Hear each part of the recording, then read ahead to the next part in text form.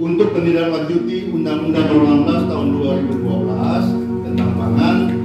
kemudian Peraturan Presiden Nomor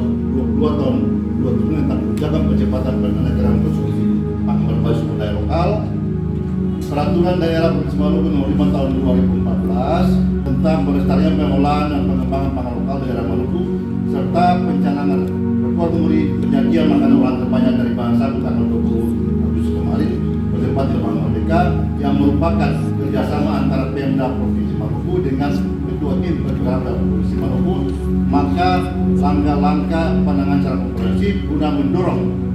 diversifikasi pangan lokal berbasis pemerintah